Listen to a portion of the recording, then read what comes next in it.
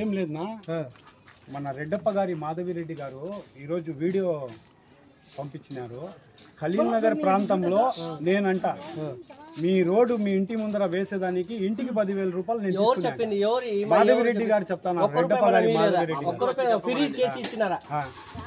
ఆ అమ్మ వచ్చేసి 10,000 తీసుకొని ఇచ్చినారా? ఏమన్నా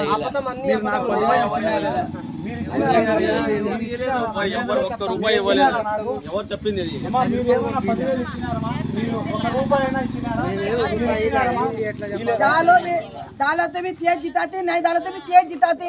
जो बोला तो हक पूरा करे हम को, रोड नाला करे इंशाल्लाह। माधवी रेड्डी बोलती है मैं तुम्हारा कैसा बोलना? माधवी रेड्डी बोलते हैं हमारे सामने पूछी तो हमें से बोले थे, वीडियो दिखाया है, पूछे थे बोले थे तो वीडियो सुनने से बोलती हमें हमारे पास 1 रुपया लेनी। जो बोला से काम रोड आते नाले आते पूरा काम कंप्लीट करे हमको। अब भी इंशाल्लाह रोड हमको डाल हमें तुम ना कुछ डालती माउट करो, हमें जबान देती ही भी डालती भी। हमारा गली में पहले नाला नहीं था, रोड नहीं था, तुम्हें फ्री में लेकर डाला। पानी आया बुला के बोलता जी तुम्हें आके बोलते हैं गली में नहीं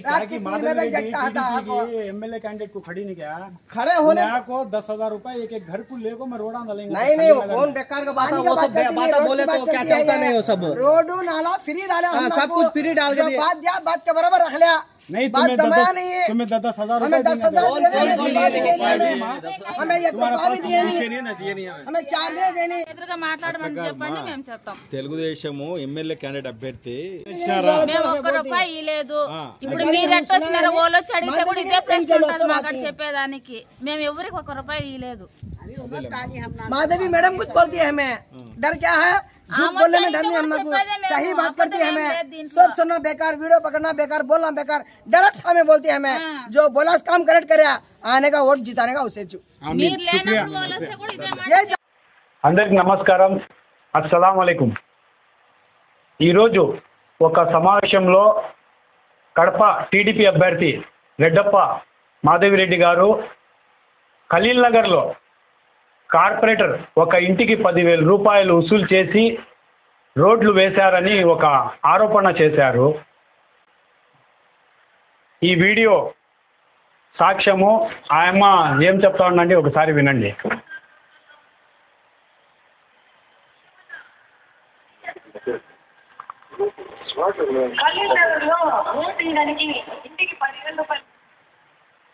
ఖలీల్ నగర్లో రోడ్లు వేసేదానికి ఇంటికి 10,000 రూపాయలు తీసుకొని రోడ్డు వేశారని ఒక ఆరోపణ చేయడం జరిగింది టీడీపీ అభ్యర్థి మాధవిరెడ్డి గారు. ఆ మేడంని నేను ముక్కుసూటిగా ఒకటే అడుగుతున్నాను, మేడం మేము మిడిల్ క్లాస్ కోటీశ్వరులు మీ ఆయనలాగా కాదు.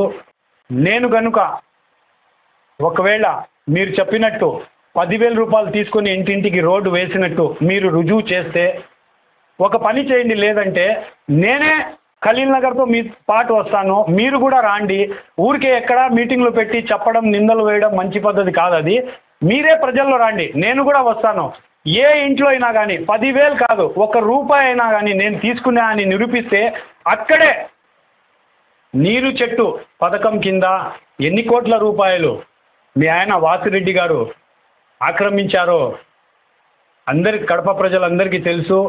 జాంకులు 50 లక్షలు కెమెరాలు వేపించినాం, కడప అంతా 50 లక్షలు కెమెరాలు వేపించినామని మీరు డబ్బా కొట్టుకుంటుంటారు.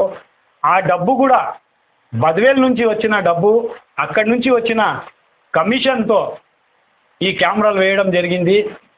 నేను ఆ మాట నిరూపించగలుగుతాను.